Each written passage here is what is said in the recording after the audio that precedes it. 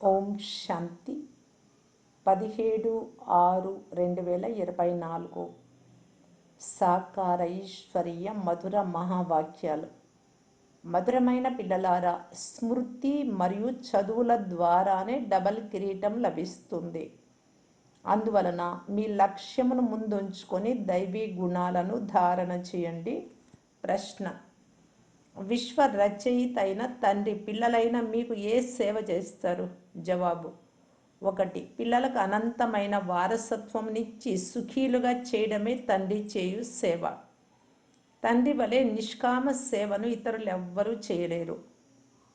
2. అనంతమైన తండ్రి బ్రహ్మబాబా ఆసనాన్ని అద్దెకు తీసుకొని మిమ్మలను విశ్వ సింహాసన అధికారులుగా చేస్తారు. తండ్రి స్వయం ఆ మయూర సింహాసనంపై కూర్చోరు, కానీ పిల్లలను కూర్చోబెడతారు. తండ్రికైతే జడ మందిరాలు నిర్మిస్తారు. అందులో ఆయనకేమి మజా ఉంటుంది? మజా అంతా స్వర్గ రాజ్య భాగ్యమును అనుభవించే పిల్లలదే. ఓం శాంతి. మధురాతి మధురమైన ఆత్మిక పిల్లలకు తండ్రి చెప్తున్నారు, స్వయాన్ని ఆత్మగా భావించి తండ్రిని స్మృతి చెయ్యండి. ఓం శాంతి అంటే ఏమో పిల్లలకు అర్థం చేయించారు. ఓం శాంతి అని తండ్రి కూడా అంటారు, పిల్లలు కూడా అంటారు. ఎందుకంటే ఆత్మ స్వధర్మం శాంతి. మనం శాంతి ధామం నుండి ఇక్కడికి వస్తాము అని ఇప్పుడు తెలుసుకున్నారు. మొట్టమొదట సుఖధామంలోకి వస్తాం, స్వర్గంలోకి. తర్వాత 84 పునర్జన్మలు తీసుకుంటూ దుఃఖధామంలోకి వస్తాం.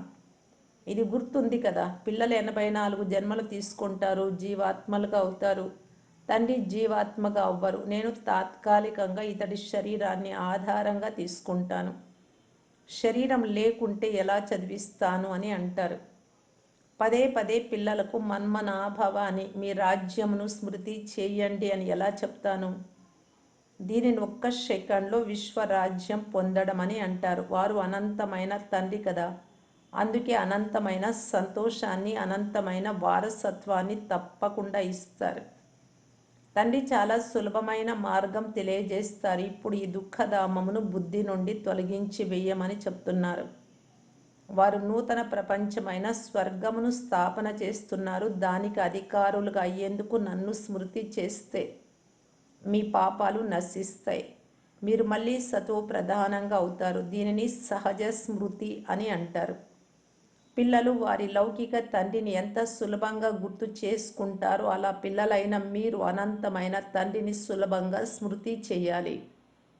ఈ తండ్రి మాత్రమే దుఃఖం నుండి వెలికి తీసి సుఖధామానికి తీసుకెళ్తారు. అక్కడ దుఃఖం యొక్క నామరూపాలే ఉండవు. తండ్రి చాలా సులభమైన విషయం చెప్తున్నారు. మీ శాంతి ధామంను స్మృతి చేయండి, ఎందుకంటే తండ్రి ఇల్లే మీ ఇల్లు. అలాగే నూతన ప్రపంచాన్ని స్మృతి చేయండి, ఎందుకంటే అది మీ రాజధాని. తండ్రి తన పిల్లలైన మీకు ఎంతో నిష్కామ సేవ చేస్తారు. పిల్లలైన మిమ్ములను సుఖీలుగా చేసి వారు వానప్రస్థంలోకి అనగా పరంధామంలో కూర్చుండిపోతారు. మీరు కూడా పరంధామ నివాసులే. దానిని నిర్వాణధామము, వానప్రస్థం అని కూడా అంటారు. పిల్లలకు సేవ చేసేందుకు అనగా వారసత్వం ఇచ్చేందుకు తండ్రి వస్తారు. స్వయం బ్రహ్మ కూడా తండ్రి నుండి వారసత్వం తీసుకుంటారు. శివబాబా అత్యంత ఉన్నతమైన భగవంతుడు. శివుడి మందిరాలు కూడా ఉన్నాయి. వారికి తండ్రి కానీ టీచర్ కానీ ఎవ్వరూ లేరు. మొత్తం సృష్టి ఆది మధ్యాంత్యాల జ్ఞానము వారి వద్ద ఉంది. అయితే వారికి జ్ఞానం ఎక్కడి నుండి వచ్చింది? వారు ఏమైనా వేద శాస్త్రాలు మొదలైనవి చదివారా? లేదు. తండ్రి జ్ఞాన సాగరులు, సుఖ శాంతి సాగరులు. తండ్రి మహిమకు దైవీ గుణాలు కల మానవుల మహిమకు తేడా ఉంది. మీరు దైవీ గుణాలు ధారణ చేసి దేవతలుగా అవుతారు. మొదట మీలో అసురీ గుణాలు ఉండేవి. అసురుల నుండి దేవతలుగా చేయడం ఒక్క తండ్రి కర్తవ్యం మాత్రమే.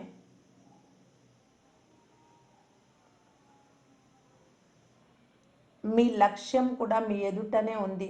వారు అలా తయారయ్యే శ్రేష్ఠ కర్మలు తప్పకుండా చేసి ఉంటారు. కర్మ, అకర్మ, వికర్మల గతిని, అంతేకాక ఏ విషయంనైనా ఒక్క సెకండ్లో అర్థం చేయిస్తారు. తండ్రి చెప్తున్నారు, మధురాతి మధురమైన పిల్లలు పాత్ర తప్పకుండా అభినయించే తీరాలి. ఈ పాత్ర మీకు అనాది నుండి అవినాశిగా లభించింది. మీరు ఎన్నో పర్యాయాలు సుఖ దుఃఖాల ఆటలోకి వచ్చారు. ఎన్నోసార్లు మీరు విశ్వానికి అధికారులుగా అయ్యారు. తండ్రి ఎంతో ఉన్నతంగా శ్రేష్టంగా చేస్తారు. పరమాత్మను సుప్రీం సోల్ అని అంటారు. వారు కూడా మీ వలె ఇంత చిన్నగా ఉంటారు. ఆ తండ్రి జ్ఞాన సాగరులు, అందువలన ఆత్మలను కూడా తన సమానంగా చేస్తారు. మీరు ప్రేమ సాగరులుగా సుఖ సాగరులుగా అవుతారు. దేవతల మధ్య పరస్పరం అత్యంత ప్రేమ ఉంటుంది. ఎప్పుడూ జగడాలు జరగవు. ఇప్పుడు తండ్రి వచ్చి మిమ్ములను తన సమానంగా చేస్తారు. ఇతరులెవ్వరూ ఇలా తయారు చెయ్యలేరు. నాటకమంతా స్థూల వతనంలోనే జరుగుతుంది. మొట్టమొదట ఆది సనాతన దేవి దేవత ధర్మం, తర్వాత ఇస్లాం, బౌద్ధ ధర్మం మొదలైన ధర్మంల వారు నంబర్ వారుగా ఈ నాటక రంగంపైకి లేక నాటకశాలలోకి వస్తారు. మీరు 84 జన్మలు పూర్తిగా తీసుకుంటారు. ఆత్మలు పరమాత్మ చాలా కాలం వేరుగా ఉండినారు అనే గాయనం కూడా ఉంది. తండ్రి అంటున్నారు, మధురాతి మధురమైన పిల్లలు, మొట్టమొదట ఈ విశ్వంలో పాత్ర చేసేందుకు మీరే వచ్చారు. నేనైతే కొంత సమయానికి మాత్రమే ఇతనిలో ప్రవేశిస్తాను. ఇది పాత పాద రక్ష అంటే శరీరం. ఒక స్త్రీ మరణిస్తే పాత చెప్పు వెళ్ళిపోయింది, ఇప్పుడు మళ్ళీ క్రొత్త తీసుకుంటాము అని పురుషుడు అంటాడు. ఇది కూడా పాత శరీరం కదా. 84 జన్మల చక్రం తిరిగి వచ్చారు. తత్వం, నేను వచ్చి ఇదే రథమును ఆధారంగా తీసుకుంటాను. పావన ప్రపంచంలోకి నేను ఎప్పుడు రానే రాను. మీరు పతితులుగా అయినందున వచ్చి పావనంగా చెయ్యండి అని మీరు నన్ను పిలుస్తారు. చివరికి మీ స్మృతి ఫలీభూతం అవుతుంది కదా. పాత ప్రపంచం సమాప్తం అయ్యే సమయంలో నేను వస్తాను. బ్రహ్మ ద్వారా స్థాపన. బ్రహ్మ ద్వారా అనగా బ్రాహ్మణుల ద్వారా అని అర్థం. మొదట శ్రేష్టమైన బ్రాహ్మణులు, తర్వాత క్షత్రియులు. ఈ విధంగా పల్టీలు ఆట ఆడతారు. ఇప్పుడు దేహ అభిమానాన్ని వదిలి దేహి అభిమానులుగా అవ్వాలి. మీరు 84 జన్మలు తీసుకుంటారు. నేను ఒక్కసారి మాత్రమే శరీరాన్ని అప్పుగా తీసుకుంటాను, అద్దెకు తీసుకుంటాను. నేను ఈ ఇంటికి యజమానిని కాను. దీనిని మళ్ళీ వదిలేస్తాను. అద్దెనైతే ఇవ్వాల్సి వస్తుంది కదా. నేను ఇంటికి బాడుగ ఇస్తాను అని తండ్రి కూడా చెప్తున్నారు. అనంతమైన తండ్రి కనుక ఏదైనా బాడుగ ఇస్తారు కదా. మీకు అర్థం చేయించేందుకు ఈ సింహాసనం తీసుకుంటారు. మీరు కూడా విశ్వ సింహాసన అధికారులుగా అగునట్లు అర్థం చేయిస్తారు. నేను అలా అవ్వనని స్వయంగా చెప్తున్నారు. సింహాసన అధీశులు అనగా మయూర సింహాసనంపై కూర్చోబెడతారు. శివబాబా స్మృతిలోనే సోమనాథ మందిరాన్ని నిర్మించారు. ఈ మందిరం వలన నాకు ఏం మజా ఉంటుంది? అక్కడ జడమైన విగ్రహాన్ని, శివలింగాన్ని ఉంచుతారు. పిల్లలైన మీకు స్వర్గంలో మజా ఉంటుంది. నేనైతే స్వర్గంలోకి రానే రాను. మళ్ళీ భక్తి మార్గం మొదలైనప్పుడు ఈ మందిరాలు మొదలైనవి నిర్మించడంలో ఎంత ఖర్చు చేశారు. అయినా దొంగలు దోచుకొని తీసుకొని వెళ్ళిపోయారు. రావణ రాజ్యంలో మీ ధనము, సంపద మొదలైనవన్నీ సమాప్తమైపోతాయి. ఇప్పుడు ఆ మయూర సింహాసనం ఉందా? తండ్రి అంటున్నారు, మీరు నిర్మించిన నా మందిరాన్ని మొహమ్మద్ గజనీ వచ్చి దోచుకొని పోయాడు. భారతదేశం వంటి సంపన్న దేశం మరేదీ లేదు. ఇటువంటి తీర్థస్థానంగా ఏది అవ్వలేదు. కానీ ఈనాడు హిందూ ధర్మం వారికి అనేక తీర్థస్థానాలు అయిపోయాయి. వాస్తవానికి సర్వుల సద్గతి దాత అయిన తండ్రి ఒక్కరికే తీర్థస్థానం ఉండాలి. ఇది కూడా డ్రామాలో తయారై ఉంది. అర్థం చేసుకోవడం చాలా సులభం, కానీ నంబర్ వారుగా అర్థం చేసుకుంటారు. ఎందుకంటే రాజధాని స్థాపన అవుతూ ఉంది. లక్ష్మీనారాయణులు స్వర్గానికి అధికారులు. వీరు ఉత్తమోత్తమ పురుషులు. వారిని దేవతలని అంటారు. దైవీ గుణాలు కలిగిన వారిని దేవతలని అంటారు. ఉన్నతమైన ఈ దేవతా ధర్మానికి చెందిన వారు ప్రవృత్తి మార్గంలోని వారు. ఆ సమయంలో మీ ప్రవృత్తి మార్గమే ఉండేది. తండ్రి మిమ్ములను డబల్ కిరీటధారులుగా చేశారు. రావణుడు ఈ 2 కిరీటాలు తీసేశాడు. ఇప్పుడు ఏ కిరీటము లేదు. పవిత్రత కిరీటము లేదు, వజ్రాల కిరీటము లేదు. రావణుడు ఈ 2 కిరీటాలను తీసేశాడు. రావణుడు అంటేనే చెడు గుణాలు. మళ్ళీ తండ్రి వచ్చి మీకు 2 కిరీటాలను చదువు, స్మృతి ద్వారా ఇస్తారు. అందుకే ఓ గాడ్ ఫాదర్ నాకు మార్గం చూపండి, ముక్తిని ఇవ్వండి అని గానం చేస్తారు. అందుకే మీకు మార్గదర్శకులు అని పేరు పెట్టారు. పాండవులు, కౌరవులు, యాదవులు ఏం చేసి వెళ్ళారు? బాబా మమ్ములని దుఃఖ రాజ్యం నుండి విడిపించి మీ వెంట తీసుకెళ్ళండి అని మీరు అంటారు. ఈ తండ్రియే సత్యమైన ఖండమును స్థాపన చేస్తారు. దానిని స్వర్గం అని అంటారు. దీనిని రావణుడు మళ్ళీ అసత్య ఖండంగా చేస్తాడు. వారు కృష్ణ భగవాను వాచ్ అని అంటారు, కానీ తండ్రి శివ భగవాను వాచ్ అని అంటారు. భారత్ వాసులు పేరు మార్చేయడంతో ప్రపంచమంతా మార్చేశారు. కృష్ణుడైతే దేహధారి, దేహము లేనివాడు శివబాబా ఒక్కరే. ఇప్పుడు పిల్లలైన మీకు తండ్రి ద్వారా శక్తి లభిస్తుంది. మీరు మొత్తం విశ్వానికంతా అధిపతులుగా అవుతారు. మొత్తం ఆకాశం, భూమి సర్వస్వము మీకు లభిస్తుంది. మీ నుండి ముప్పాతిక కల్పం వరకు దీన్ని తీసుకునే శక్తి ఎవ్వరికీ ఉండదు. వారి సంఖ్య కోట్లలోకి వృద్ధి చెందినప్పుడు సైన్యం తీసుకొని వచ్చి మిమ్మలను జయించారు. తండ్రి పిల్లలైన మీకు ఎంతో సుఖమునిస్తారు. దుఃఖహర్త సుఖకర్త అని వారికి గాయనం ఉంది. ఇప్పుడు తండ్రి కూర్చొని కర్మ, అకర్మ, వికర్మల గతిని అర్థం చేయిస్తారు. రావణ రాజ్యంలో మీరు చేయు కర్మలు వికర్మలుగా అవుతాయి. సత్యుగంలో కర్మలు అకర్మలుగా అవుతాయి. ఇప్పుడు మీకు ఒక్క సద్గురువు లభించారు. వారిని పతులకు పతి అని కూడా అంటారు. ఎందుకంటే ఆ పతులందరూ వీరినే స్మృతి చేస్తారు. ఇది ఎంత అద్భుతమైన నాటకమో తండ్రి అర్థం చేయిస్తారు. ఇంత చిన్న ఆత్మలో అవినాశి పాత్ర నిండి ఉంది. అది ఎప్పుడు చెరిగిపోయేది కాదు. దీనిని అనాది అవినాశి డ్రామా అని అంటారు. భగవంతుడు ఒక్కరే. రచన మెట్లు చిత్రం గురించి చెప్తున్నారు. చక్రము అంతా ఒక్కటే. రచన గురించి కానీ రచయిత గురించి కానీ ఎవ్వరికీ తెలియదు.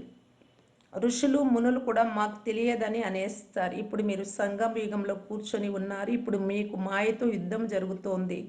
అది వదిలిపెట్టదు. బాబా మాకు మాయ చెంపదెబ్బ తగిలింది అని పిల్లలు అంటారు.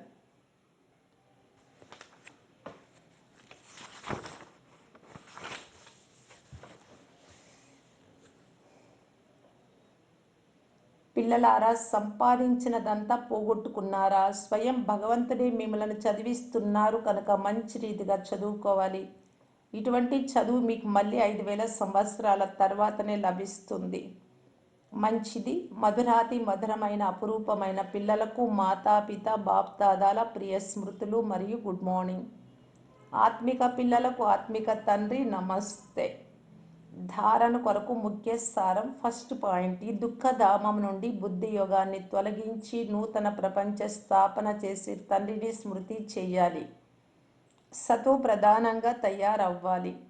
సెకండ్ పాయింట్, తండ్రి సమానంగా ప్రేమ సాగరులు, శాంతి సుఖ సాగరులుగా అవ్వాలి. కర్మ అకర్మ వికర్మల గతిని తెలుసుకొని సదా శ్రేష్ఠ కర్మలు చేయాలి. వరదానం, సదా ఉమంగ్ ఉత్సాహంలో ఉండి మనస్సులో సంతోషం కలిగించే పాటలు పాడే అవినాశి భాగ్యశాలి భవ. భాగ్యశాలి పిల్లలైన మీరు అవినాశి విధి ద్వారా అవినాశి సిద్ధులను ప్రాప్తి చేసుకుంటారు. మీ మనస్సు ద్వారా సదా వాహ్ వాహ్ యొక్క సంతోషపు పాటలు మ్రోగుతూ ఉంటాయి. వాహ్ బాబా, వాహ్ భాగ్యం, వాహ్ మధురమైన పరివారం, వాహ్ శ్రేష్టమైన సంగం యుగి సుందరమైన సమయం. ప్రతి కర్మ వాహ్ వాహ్గానే ఉంటుంది. అందువలన మీరు అవినాశి భాగ్యశాలురు. మీ మనస్సులో ఎప్పుడు కూడా ఎందుకు, ఏమి అనే ప్రశ్న కానీ నేను అనేది కానీ రావు. ఎందుకు అనే బదులు వాహ్ వాహ్ మరియు నేను బదులు బాబా బాబా అనే శబ్దం వస్తుంది. స్లోగన్, ఏ సంకల్పం చేస్తారో దానికి అవినాశి గవర్నమెంట్ యొక్క స్టాంప్ వేస్తే స్థిరంగా ఉంటారు. మాతేశ్వరి గారి మధుర మహావాక్యాలు. జీవిత ఆశయం పూర్తి అయ్యే మనోహరమైన సమయం. జీవితంలో సదా సుఖశాంతులు లభించాలి అనే ఆశ ఆత్మలైన మీ అందరికీ చాలా కాలంగా ఉంది. అంటే మనందరికీ అంటున్నారు. అనేక జన్మల యాశ ఇప్పుడు పూర్తి అవుతోంది. ఇప్పుడు ఇది మన అంతిమ జన్మ. అంతిమ జన్మలో కూడా ఇది అంతిమ సమయం. నా వయస్సు ఇంకా చిన్నదే, నేను ఇంకా చిన్నవాడినే అని అనుకోకండి. చిన్నవారైనా పెద్దవారైనా సుఖమేమో కావాలి కదా.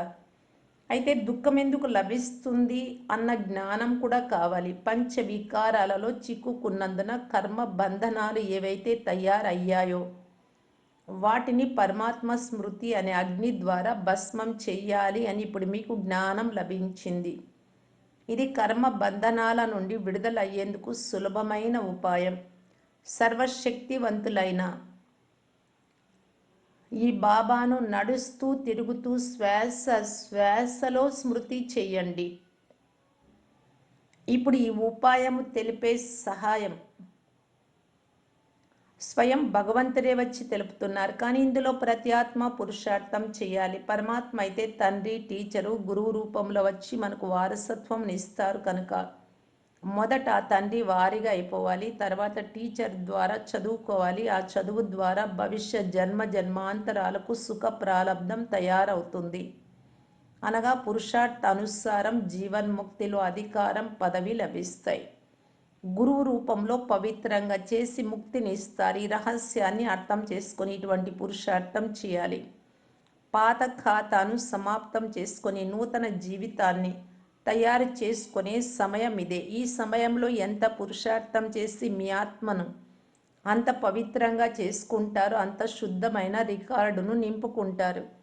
అది మళ్ళీ మొత్తం కల్పమంతా నడుస్తుంది. కనుక కల్పమంతటికి ఆధారం ఈ సమయంలో చేసుకునే సంపాదన. ఈ సమయంలోనే మీకు ఆది మధ్య అంత్యముల జ్ఞానం లభిస్తుంది. మనము దేవతల వలె తయారవ్వాలి. ఇది మనము ఉన్నతమయ్యే కళ. మళ్ళీ అక్కడికి వెళ్ళి ప్రాలబ్ధంను అనుభవిస్తాము. అక్కడ దేవతలకు మేము క్రింద పడిపోతాము అనే విషయం తెలియదు. సుఖం అనుభవించిన తర్వాత క్రింద పడిపోతాము అని తెలిస్తే పడిపోతాము అనే చింతలో సుఖం కూడా అనుభవించలేరు. కనుక మనిషి సదా ఉన్నతమయ్యేందుకు పురుషార్థం చేస్తాడు అనే ఈశ్వరీయ నియమం రచింపబడి ఉంది. అనగా సుఖం కొరకు సంపాదిస్తాడు, కానీ డ్రామాలో సగము సగము పాత్ర రచింపబడి ఉంది. ఈ రహస్యం మనకు తెలుసు, కానీ సుఖం వంతు వచ్చినప్పుడు పురుషార్థం చేసి సుఖం తీసుకోవాలి. ఇది మంచి పురుషార్థం.